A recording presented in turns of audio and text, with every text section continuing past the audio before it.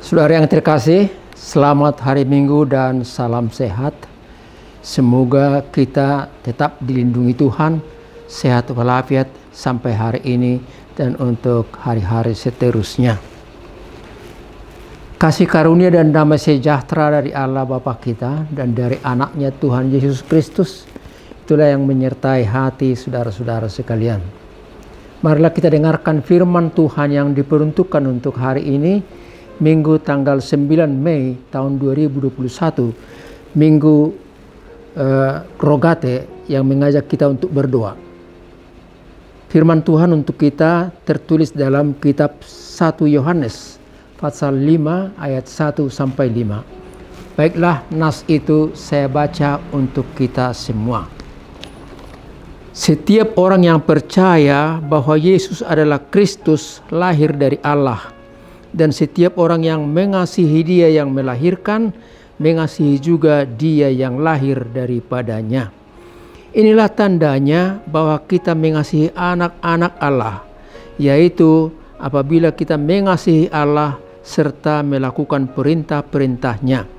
Sebab inilah kasih kepada Allah, yaitu bahwa kita menuruti perintah-perintahnya. Perintah-perintahnya itu tidak berat, sebab semua yang lahir dari Allah mengalahkan dunia. Dan inilah kemenangan yang mengalahkan dunia, iman kita. Siapakah yang mengalahkan dunia selain daripada dia yang percaya bahwa Yesus adalah anak Allah? Sampai di situ peruntukan firman untuk kita, saudaraku yang terkasih. Saudaraku, satu rumah boleh berdiri tegap, kokoh, kuat. Karena apa? Karena dia dibangun di atas pondasi yang kokoh.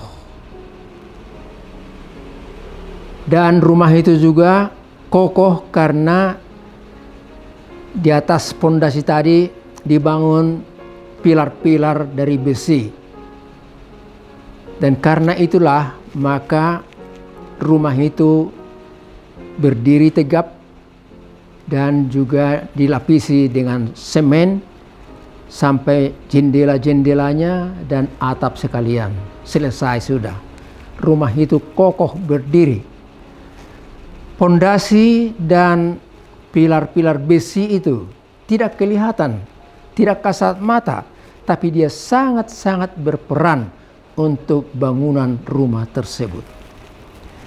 Itulah gambar juga yang dapat kita pakai untuk melihat makna rohani daripada hidup kita. Saudaraku, hidup kita ini berdiri kokoh dan kuat karena ada pondasi hidup kita, yakni firman Allah. Dan di atas pondasi itulah ada dibentuk pilar-pilar yang kokoh dan kuat juga, mengakibatkan hidup ini boleh berjalan, bekerja, berkarya, dan juga beriman di dalam Tuhan. Ketiga pilar yang kita maksud seturut dengan firman ini adalah tiga kata. Yang pertama, doa, kasih, dan iman. Doa, kasih, dan iman. Untuk lebih gampang kita ingat, saya pakai istilah DKI, tapi jelas bukan maksudnya ibu kota DKI Jakarta dengan segala kegiatannya, kegemerlapannya, dan pergumulan di dalamnya. Yang kita maksud dengan DKI di sini ialah pembinaan untuk mental spiritualitas kita dalam hal doa, kasih, dan iman. Doa atau berdoa artinya kita bicara, berkomunikasi, mengungkapkan isi hati kita kepada seseorang, mengungkapkan juga perasaan kita kepada orang yang sangat kita kasihi dan kita yakini, suami, istri, dan sebaliknya. Juga kita berkomunikasi dengan sahabat yang terpercaya. Saudaraku yang terkasih, dan komunikasi yang paling dalam hidup ini ialah kepada Tuhan Allah di sorga. Kita berdoa, berkomunikasi kepadanya karena kita percaya Dia akan mendengar dan mau mengabulkan apa yang seturut dengan kehendaknya buat kita. Kita catat beberapa hal tentang doa ini. Alamat doa harus jelas. Tuhan Yesus mengajar kita dalam Injil Matius pasal 6 ayat 9 sampai 13. Alamat doa kita ialah Bapa di sorga. Beginilah kamu harus berdoa. Bapa kami yang di sorga. Alamatnya jelas. Nah, oleh sebab itu jangan berdoa kepada nenek moyang, kepada orang sakti, ataupun kepada pahlawan-pahlawan yang telah mendahului kita, ataupun orang-orang yang sudah meninggal, yang sudah dikubur saat-saat seseorang pergi ziarah dan dia berdoa kepada yang sudah dikubur tadi. Jangan.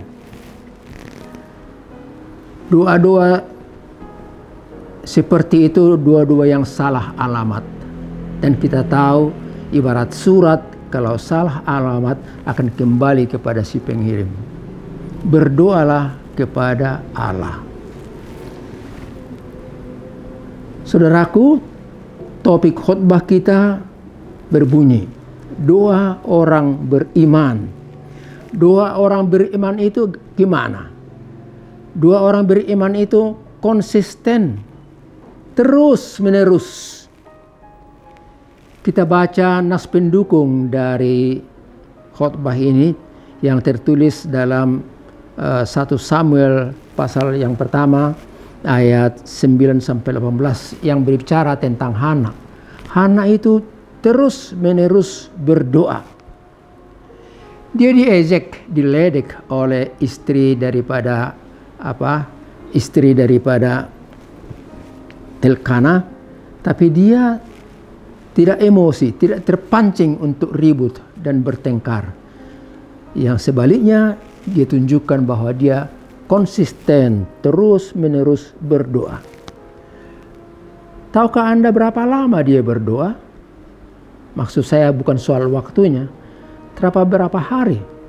Kalau kita baca ayat 3 sampai ayat 7, setiap tahun mereka pergi ke Shilo untuk menyampaikan kurban, dan di situ Hana berdoa. Saya pahami itu bahwa dia bertahun-tahun berdoa, mohon supaya Tuhan memberikan kepada dia anak. Dan pada akhirnya permohonannya dikabulkan Tuhan dan lahirlah Samuel. Samuel itu artinya Tuhan telah mendengarkan doaku. Saudaraku yang kekasih, ternyata doa orang yang beriman itu tidak hanya meminta, tapi orang yang beriman itu meminta dan memberi. Ternyata sesudah Samuel cerai susu dari Hana ibunya, maka Hana membawanya ke hadapan Imam Eli dan dia dibimbing di sana dan jadilah seorang imam atau pemimpin yang sangat-sangat disenangi oleh semua orang dan Tuhan. Itulah Samuel yang menjadi imam dan juga pemimpin bangsa itu. Saudara, berdoalah secara konsisten, dan apa yang kamu doakan, kamu mintakan, satu waktu juga harus kamu kembalikan kepada Tuhan melalui pelayananmu kepada sesama. Kita lihat contoh yang lain tentang doa ini. Abraham dan Sarai. Pasti juga mereka berdoa karena mereka merindukan anak. Tapi sesudah Sarat mulai berumur dan Abraham berumur 100 tahun, disitulah Tuhan baru menjawab, memberi jawaban atas dua mereka, dan lahirlah Ishak. Dan Ishak itu satu ketika juga diminta oleh Tuhan untuk dikurbankan. Mungkin kalau logika kita berpikir, ya sudah lama diminta, diminta lagi untuk dikurbankan. Tapi Abraham, dasar orang percaya, berdoa dan dia mengorbankan anaknya Ishak. Tuhan Maha Tahu, Tuhan tidak meminta Ishak untuk dikorbankan dengan sebagai manusia yang hidup yang dikorbankan, tapi Tuhan memberikan gantinya seekor domba jantan yang ada terkait tanduknya di dahan pohon. Tidak ada yang mustahil bagi Tuhan. Kejadian 18 ayat 14. Saudaraku, pesan untuk kita, aplikasinya untuk kita. Saya sarankan kalau boleh usahakan supaya Anda melakukan doa bersama dengan anak-anak, cucu-cucu, orang tua. Dan sebutkanlah nama-nama mereka dalam doamu itu. Dan satu ketika nanti, pada saat acara-acara tertentu, mereka akan menyanyi, di doa ibuku, di doa bapakku, di doa opungku, namaku disebut indah sekali. Dan memang didasari atas fakta, bukan hanya lagu karena acara. Saudara, doa itu ibarat napas hidup. Karena itu selagi ada napas, selagi kita hidup, berdoalah. Tiada hari tanpa doa. Dan kita sepantasnya berdoa. Karena Tuhan Yesus juga mendoakan kita, mendoakan para murid-muridnya. Kalau kita lihat Injil Lukas pasal 22 ayat 32. Berdoalah juga untuk bangsa dan negara, untuk pemerintahannya, untuk orang-orang yang miskin, yang terpinggirkan, untuk orang-orang yang sakit dan menderita. Itulah doa syafaat kita. Berdoa untuk orang lain, bukan hanya lagi untuk diri kita sendiri. Marilah kita ikuti pesan yang kedua. Pesan yang kedua bicara tentang kasih. Pada ayat pertama dikatakan dari surat Yohanes pasal 5 ayat 1 tadi, dikatakan demikian. Setiap orang yang percaya bahwa Yesus adalah Kristus, lahir dari Allah, dan setiap orang yang mengasihi Dia yang melahirkan, mengasihi juga Dia yang lahir daripadanya. Ayat 2. Inilah tandanya bahwa kita mengasihi anak-anak Allah, yaitu apabila kita mengasihi Allah serta melakukan perintah-perintahnya. Saudaraku yang terkasih, kasih itu sangat penting. Dan sebenarnya ciri khas orang Kristen itu nampak dalam kasih. Bukan dalam penampilan pakaian, aksesoris dan lain-lain. Tapi kasih itulah penampakan jati diri orang Kristen. Setiap orang percaya bahwa Yesus lahir dari Allah, pasti mereka akan mengasihi Yesus dan Allah juga. Mereka disebut anak-anak Allah dan mereka hidup dalam kasih. Barang siapa mengasihi Allah dengan sungguh-sungguh, mereka pasti mengasihi orang lain. Dari suku ataupun marga yang lain, dari budaya ataupun agama yang lain, pasti mereka mengasihi. Jadi semua orang, budaya yang berbeda-beda itu dikasihi oleh orang percaya. Di mana ada kasih, di situ ada damai. Di mana ada kasih, di situ ada damai. Apakah seperti itu faktanya sekarang di dunia ini? Tidak. Kita melihat, mendengar dan mengikuti dari televisi atau sumber-sumber yang lain adanya peperangan antar suku, antar bangsa di belahan bumi ini.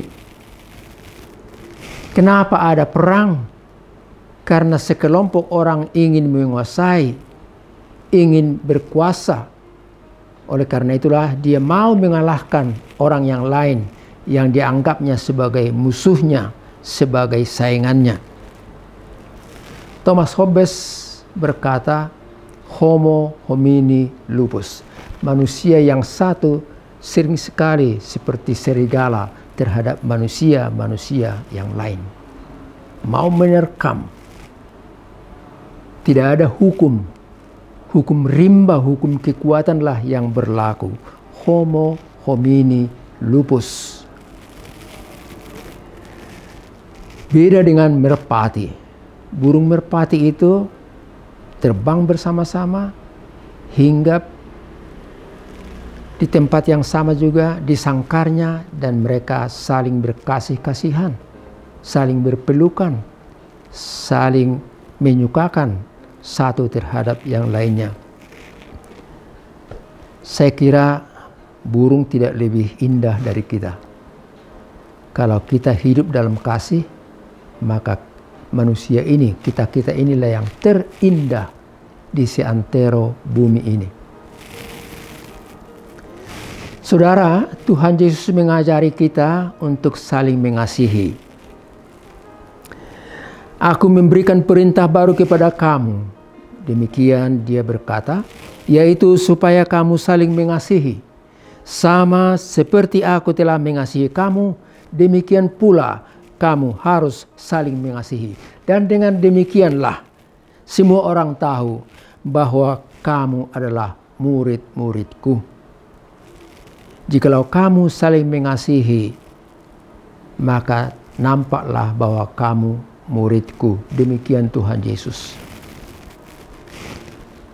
Oleh Paulus dikatakan lebih praktis lagi bagaimana sikap orang-orang yang hidup dalam kasih itu. Anda boleh baca, kalau kita baca di sini 1 Korintus pasal 13 ayat 4 sampai 5. Dia katakan, kasih itu sabar, murah hati, tidak cemburu, tidak memegahkan diri, dan tidak sombong. Dia sopan, tidak pemarah, tapi dia peramah. Tidak menyimpan kesalahan orang lain. Dia terbuka dan mau memaafkan. 1 Korintus 13 ayat 4 sampai 5. Sebenarnya kata-kata ini sudah sering juga dinyanyikan dalam lagu. Kasih, kasih murah hati, dan seterusnya. Kita diajari supaya hidup dalam kasih. Dan yang terakhir, pesan ketiga dari renungan ini, kita bicara tentang iman. Pada ayat 4 demikian dikatakan, sebab semua orang yang lahir dari Allah mengalahkan dunia, dan inilah kemenangan yang mengalahkan dunia, iman kita. Inilah kemenangan yang mengalahkan dunia, yaitu iman kita. Dunia itu siapa?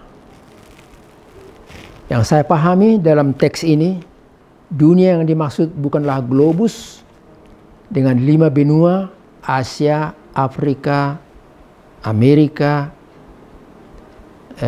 Eropa, dan juga Australia. Bukan itu yang kita pahami dalam istilah dunia pada kesempatan ini.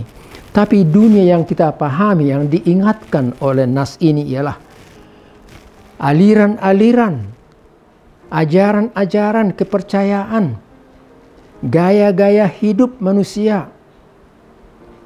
Itulah yang terus selalu berubah-ubah, dan itu yang selalu mengancam kehidupan, termasuk hidup orang percaya. Materi, kuasa, jabatan, ilmu pengetahuan, ajaran-ajaran yang tidak mengakui Yesus sebagai anak Allah yang lahir ke bumi. Itulah yang harus kita kalahkan. Bagaimana kita mengalahkan? Bukan hanya dengan senjata-senjata sebagaimana dikatakan dalam Efesus pasal 6. Tapi iman kita itulah yang memampukan kita mengalahkan musuh-musuh ajaran-ajaran seperti yang kita ucapkan barusan. Saudara, hiduplah dalam iman. Orang beriman itu saya tahu selalu memberikan persembahan yang terbaik untuk Tuhannya. Kenapa Habil memberikan persembahan yang baik? Oleh karena dia percaya dan imannya berkata, Tuhanlah yang memelihara dia dan yang memberkati dia. Kenapa Nuh mau bekerja keras, rela capek, berbulan-bulan dia mengerjakan bahtera itu sendiri, walaupun dibantu sedikit oleh anak-anak dan keluarganya. Tapi oleh karena imannya kepada Tuhan, maka Nuh itu membangun bahtera untuk tempat-tempat mereka manusia dan juga makhluk-makhluk ciptaan Tuhan, dan mereka selamat. Kenapa saudaraku yang kekasih, Abraham tetap taat kepada Tuhan? Karena dia percaya, dia punya iman. Kalaupun dia diperintahkan untuk keluar dari kampung halamannya ke tempat yang belum dia tahu tujuan yang pasti, tapi dia lakukan. Oleh karena apa itu? Oleh karena dia beriman kepada Allah yang menyuruhnya. Saudaraku, itulah masukan bagi kita. Semoga kita boleh hidup sekarang ini dan untuk seterusnya dalam doa, dalam kasih, dalam iman. Semoga Tuhan memberkati kita dan kita mendapat masukan yang baru sehingga kita dikuatkan dalam menjalani, menapaki hidup ini hari lepas hari. Tuhan memberkati Anda sekalian. Jaga kesehatan, pakai masker, cuci tangan yang bersih, dan hindari kerumunan. Anda yang sudah menerima vaksin sampai yang kedua kali, syukur, terima kasih. Tapi jangan euforia, artinya jangan bergembira, bersukaria melebihi. Sehingga seolah-olah karena sudah 2 kali Anda bebas ke sana kemari tanpa masker. Kita ikut dari televisi bahwa ada juga orang-orang yang kembali kena kepada COVID walaupun dia sudah divaksin sampai 2 kali. Semoga kita sehat, terhindar dari ancaman COVID ini. Tuhan memberkati dan sampai ketemu minggu depan. Amin. Kita berdoa. Oh Allah Bapa di sorga, terima kasih atas firman-Mu yang menguatkan kami, memberikan masukan kepada kami, supaya dalam hidup ini kami melandaskan hidup kami berpondasikan akan firman Tuhan. Dan supaya juga dalam hidup ini kami praktekkan 3 pondasi hidup, yaitu kami tetap tekun, rajin berdoa, dan juga kami menampakkan kasih kepada sesama, kepada Tuhan, kepada semua orang. Kami juga Tuhan ajarkan untuk tetap hidup beriman, karena orang yang beriman itu kuat, mentalnya kuat, yakin dan percaya bahwa Tuhan akan mengiringi hidup mereka. Kami berdoa untuk saudara-saudara kami yang masih dirawat di rumah sakit ataupun di tempat pemulihan yang lain, yang terancam oleh karena COVID-19 ini dan dengan varian-varian yang baru. Tuhanlah memberkati mereka. Ingatkan kami juga supaya kami jangan lalai.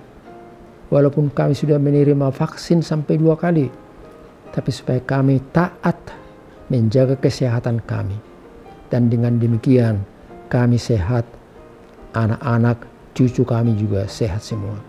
Kami berdoa untuk pemerintahan kami. Oh Tuhan, berikan hikmah kepada mereka supaya melalui pemerintahan ini negara Indonesia ini semakin maju berkembang, maju ekonominya, baik kesehatannya, dan juga hidup rukun dan damai, saling menghargai dan saling menghormati. Kami berdoa juga untuk gerejamu. Oh Tuhan, berkatilah gerejamu ini melalui pelayan-pelayannya, melalui kegiatan-kegiatan yang mereka laksanakan, baik kebaktian minggu maupun kebaktian-kebaktian lainnya. Ampuni kami Tuhan dari segala dosa dan kelemahan kami, supaya kami layak untuk menerima berkat karunia-Mu. Di dalam Yesus Kristus kami boleh berdoa dan mengucap syukur. Amin.